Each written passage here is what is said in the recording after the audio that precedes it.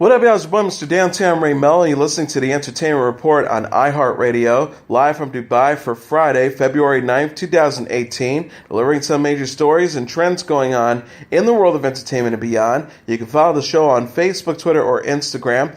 Facebook.com/Entertainment Report with Ray Melo. That's RAYMELO. On Twitter at The Enter Report, or on Instagram at The Entertainment Report. You can listen to the show anytime you want on iHeartRadio. Just go to iHeart.com or your iHeart phone app, search for The Entertainment Report, and it'll take you to the page.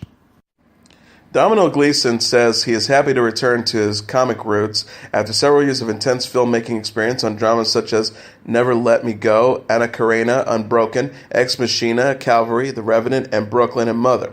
Also known for his supporting roles in the Harry Potter and Star Wars franchise, the son of filmmaking star Brendan Gleeson first gained fame for his work in the Irish sketch comedy show Your Bad Self and in the Broadway production of Martin and McDonagh's wickedly funny play The Lieutenant of Inchmore.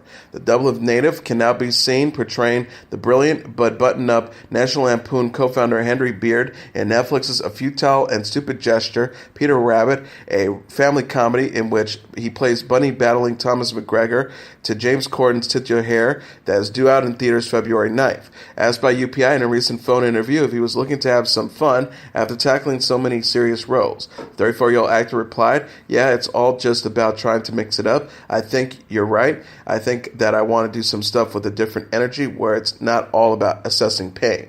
He also added, "There's moments of that on A Futile and Stupid Gesture. There are certainly plenty of moments of pain on Peter Rabbit, but that was just physical. But I think getting to a place where it's all about joy, that was a lovely thing to do. And yes, it's important to be able to do that and enjoy myself in a different way on the set." Although he didn't grow up with National Lampoon magazines or the movies that spawned Animal House and Caddyshack, Gleeson said he was immediately attracted to A Futile and Stupid Gesture because it had a fantastic script with a lot of heart, and it was about the 1970s and 80s comedy giants who influenced some of his favorite funny people in real life, such as Jim Carrey and Mike Myers.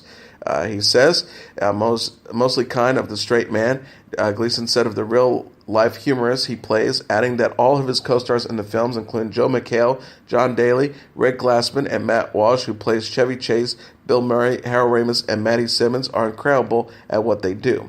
He also praises hilarious Saturday Night Live alum Will Forte, who portrays Doug Kenny, Beard's hard-partying writing partner who died at the age of 33 after years of substance abuse. Gleeson says of his contributions to Gesture, they were all just so funny that it really was just kind of remembering to stay in your lane. It is a competition. You don't have to compete with them and come up with the funniest line. And Henry, to me, was always the funniest person in the room, but he didn't need to prove it. Tom Hardy slowly transitions into Marvel's anti-hero Venom in the first trailer released for the upcoming film based on the Spider-Man character. The clip released Thursday features the actor in a hospital having multiple tests run to discover what his body is going through. Hardy says, as the trailer offers a quick look at the film's cast, including Michelle Williams and Riz Ahmed, seem observing a canister of the black Simonite that will transform Hardy into Venom. Everyone's got their thing. Maybe it's a breakup, a death, an accident, whatever it is. You used to be one thing, now you're something else. He continues, "We all have our problems, our own issues, our own demons," before he loses control and starts screaming. The trailer shows a crash site surrounded by authorities, hinting at how the symbiote lands on Earth. Venom from director Ruben Fleischer is also set to arrive in theaters on October 5th. Woody Harrelson and Jenny Slate are also starring in the film. The central character, Venom, is a mainstay in Marvel's Spider-Man's comics, who first appeared as a villain before becoming an anti-hero. Venom is born after an alien Zemek bonds with photographer Eddie Brock, who was then gifted with powers similar to those of Spider-Man, along with other abilities. Venom was first portrayed in the film by Topher Grace in 2007's Spider-Man 3. Amy Schumer says her new movie, I Feel Pretty, is funny and sweet. The 36-year-old actress discussed the film on Thursday's episode of The Ellen DeGeneres Show before debuting the comedy's first official trailer. Schumer told host Ellen DeGeneres, "It's about my character Renee. She kind of has low self-esteem. She really wants to be pretty and wants to be part of all things of life that open up to you when you're just like gorgeous." She says, "I fall off my bike and Soul Cycle and I start seeing myself as a supermodel. I look exactly the same, but in my mind, I'm Giselle Bunchkin." Things start happening. It's a really funny and sweet movie that I think will make us all feel better. I Feel Pretty co-stars Michelle Williams, Emily Ratajkowski, and Roy Scovel. The film is written and directed by Abby Cohn and Mark Silverstein and features an appearance by Silverstein's wife, actress Busy Phillips. Phillips captioned a photo on Instagram of the movie's poster. Guys, here's the poster for I Feel Pretty, which stars the inimitable at Amy Schumer along with Michelle Williams, at Rory Scovel, at Tom Hoppers, and Addie O'Brien, and me with brown hair. She added, and it was written and directed by Mark Silverstein, the one I married to, and his partner Abby Cohn. Can't wait for y'all to see it. Hashtag I Feel Pretty. I Feel Pretty opens in theaters June 29th. Doug Jones, Beanie Faustine, Jack McDormand, and Mark Prosh have been cast in an FX pilot based on the vampire comedy film What Do We Do in the Shadows. The 4 stars will be featured as recurring cast members if the show is ordered to series, Variety reported. The roles are being kept under wraps. Jones, Faustine, McDormand, and Prosh have joined a cast that already includes Matt Berry, Kevin Novak, Natasha Demetrio, and Harvey Gillian as the leads. The television version of What Do We Do in the Shadows is being executive produced by the stars, writers, and directors of the original film, Taika Waititi and Jermaine Clement. The film, released in 2014, was a mockumentary that follows a group of vampire roommates as they deal with living in the modern world and interacting with other supernatural creatures such as wolverines and zombies. Television personality Ginger Zee showed off her baby bump while walking in the American Heart Association's Go Red for Women's Red Dress Collection 2018 fashion show in New York Thursday night. The chief meteorologist for ABC News and former contestant on Dancing with the Stars was among the celebrities who donned scarlet formal wear and hit the catwalk to raise awareness about heart health for women. Gingerly brooding, Z strutted in high heels past the spectators at the Hammerstein Ballroom. They removed a piece of fabric that was covered in the midsection of her dress and threw it over her shoulder like a cape. Before the event, she joked on Twitter, "Here we come, at American_Heart, at Macy's, hashtag Red Dress Collection tonight, baby tomorrow morning."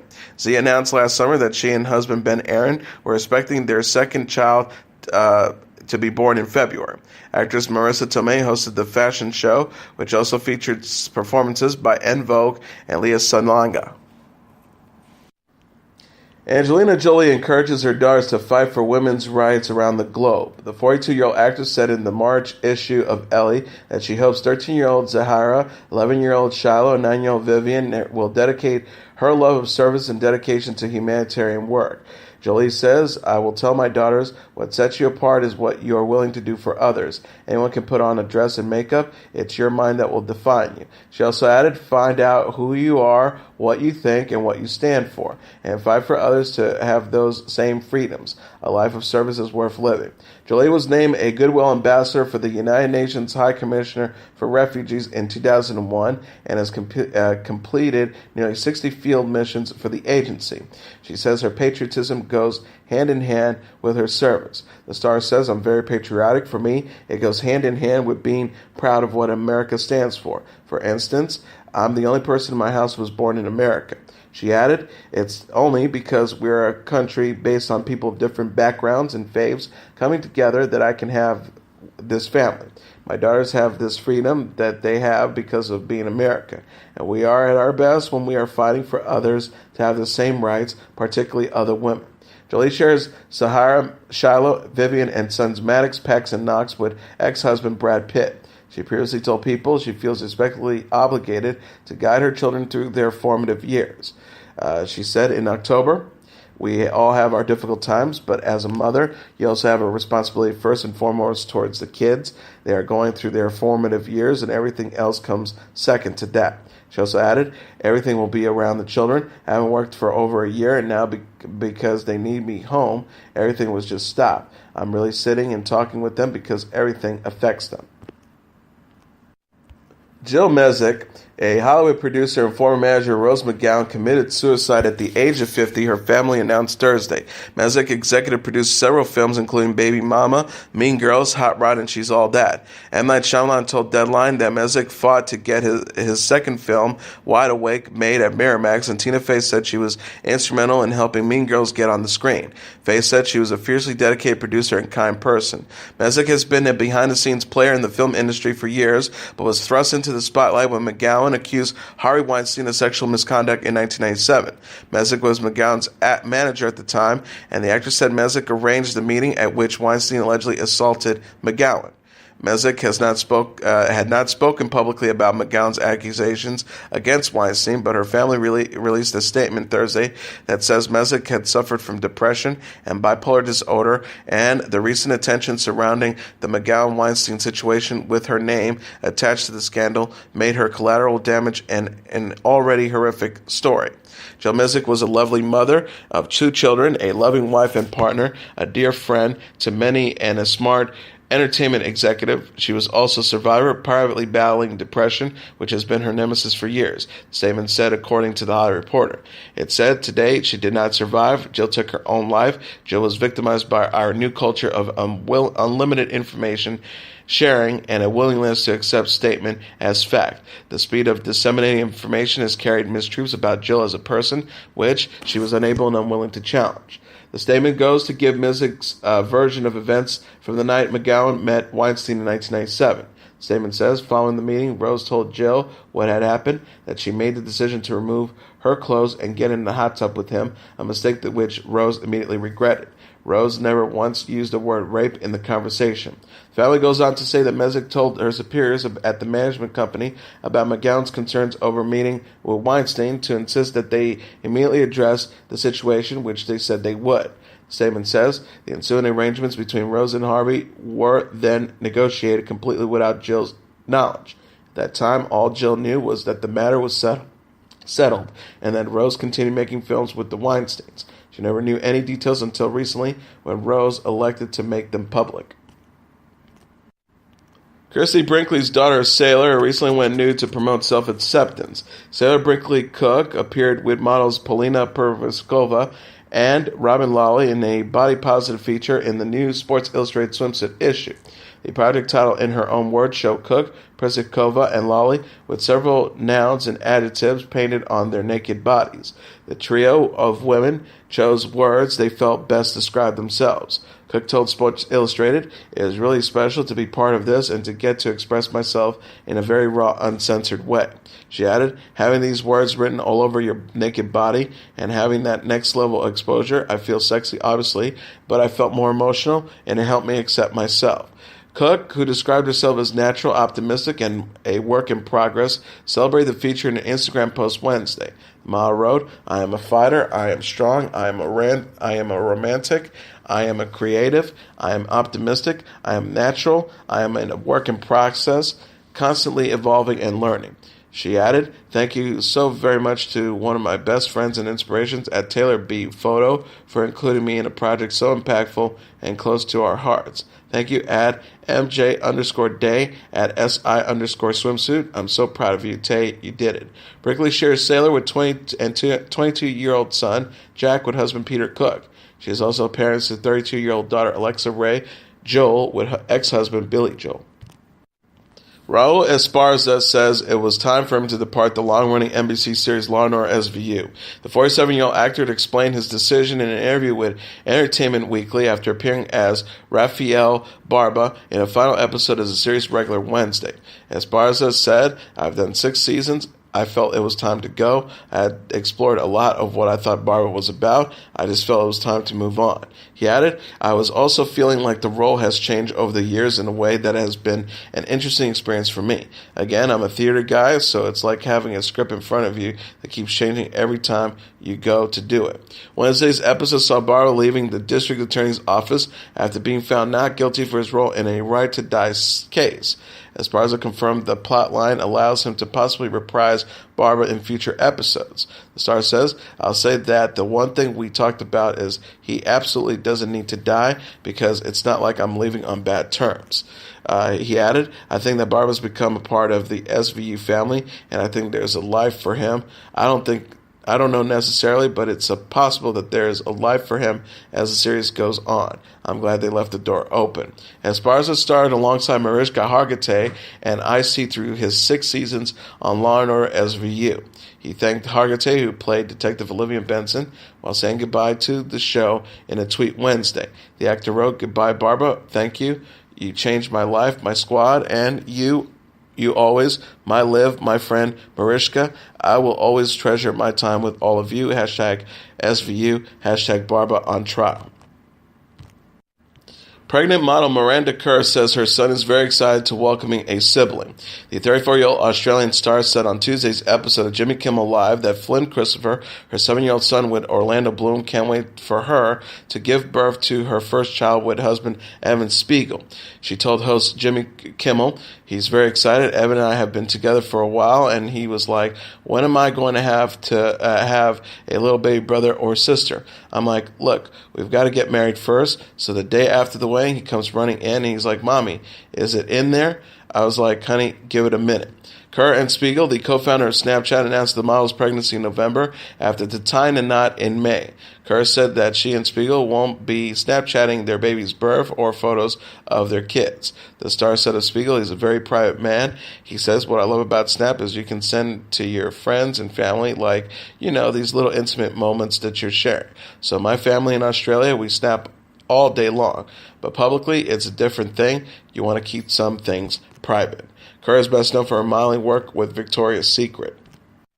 Kylie Jenner's photo of her newborn daughter is the most liked Instagram picture of all time. The 20-year-old reality star's snapshot baby Storm surpassed Beyoncé's pregnancy announcement to become the most liked photo on the social media site. Jenner announced Stormy's name Tuesday alongside a photo of the infant holding her thumb.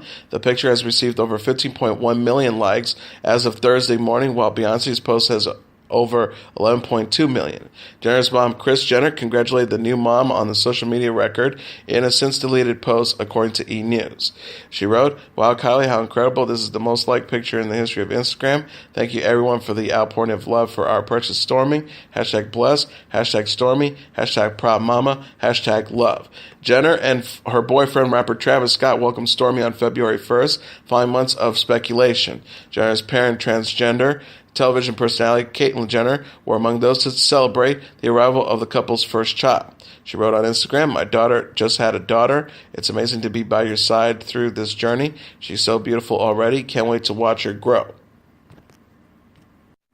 Passing to report, Mickey Jones, a television and film actor best known for recurring roles in Justified and Home Improvement, and was a drummer for Bob Dylan, has died at the age of 76 following a lengthy illness.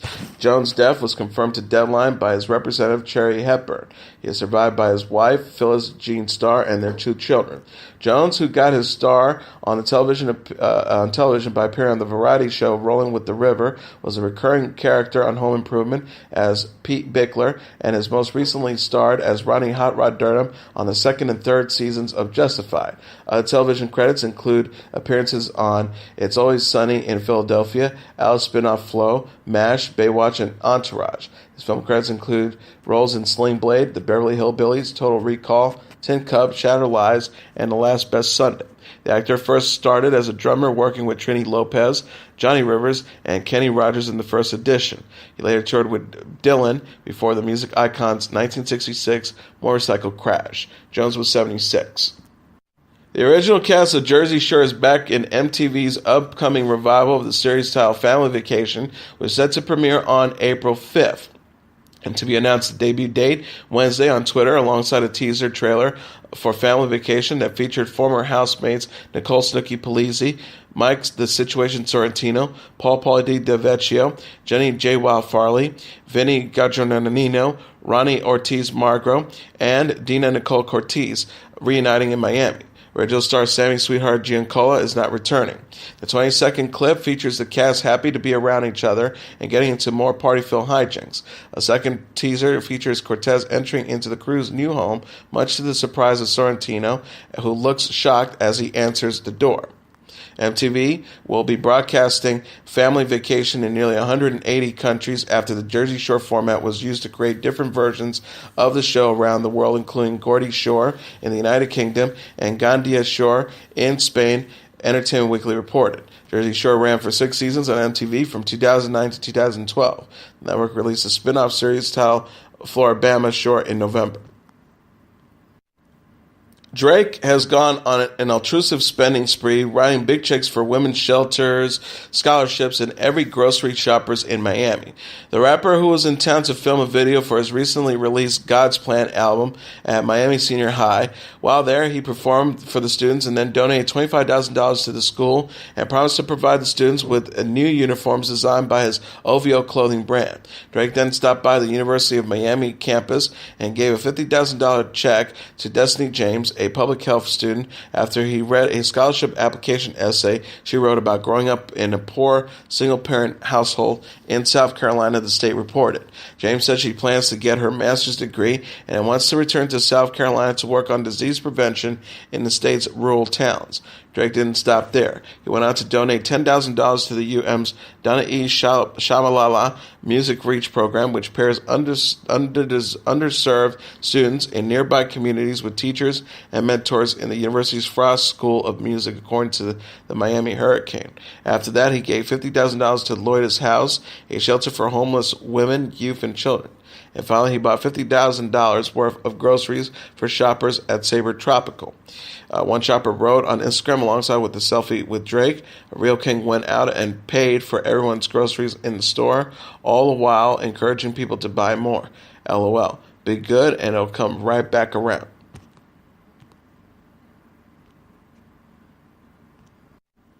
Taylor Swift teased best friend Ed Sheeran in a new video on Instagram. The 28-year-old singer jokingly accused Sheeran in a clip Wednesday of always trying to elevate himself geographically because of her height.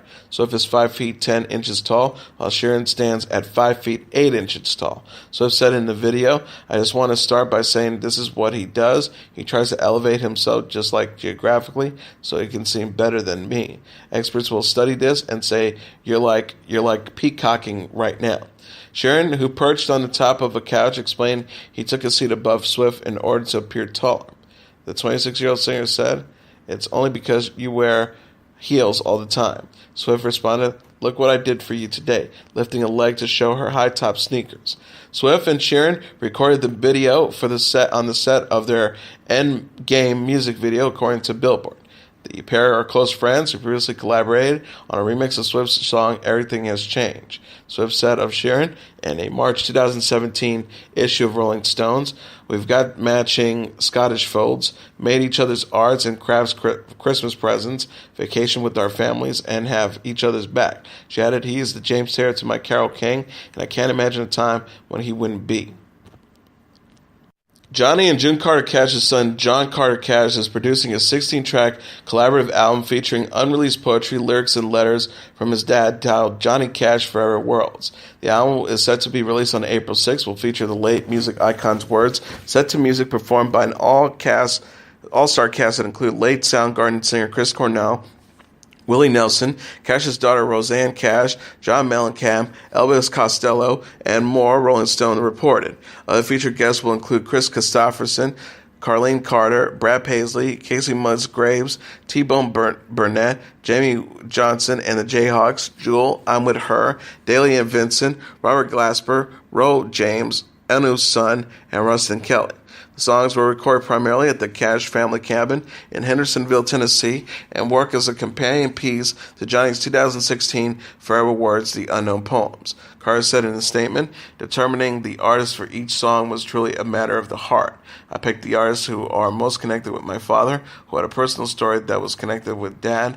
It became an exciting endeavor to go through these works, to put them together, and present them to different people who could finish them in a way that I believe that Dad would have wanted." Johnny Cash Forever Worlds will be available on digital form, CBS, and a 2-LP vinyl double album. And now let's take a look at what happened on this date in entertainment history. On this date in 1964, America meets the Beatles on The Ed Sullivan Show. At approximately 8:12 p.m. Eastern Standard Time, Sunday, February 9th, 1964, The Ed Sullivan Show returned from a commercial, and there was Ed Sullivan standing before a restless crowd. He tried to begin his next introduction, but then stopped and extended his arms in the universal sign for settle down, quiet. He said with mock gravity, and then the noise died down just a little. Then he resumed, "Here's a very amusing amusing magician we saw in Europe and signed last summer. Let's have a nice hand for him, Fred Capps.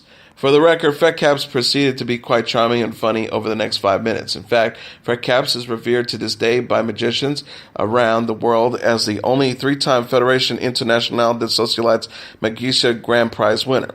But Fred Capps has had the horrific bad luck on this date in 1964 to be the guest that followed the Beatles on Ed Sullivan, possibly the hardest act to follow in the history of show business.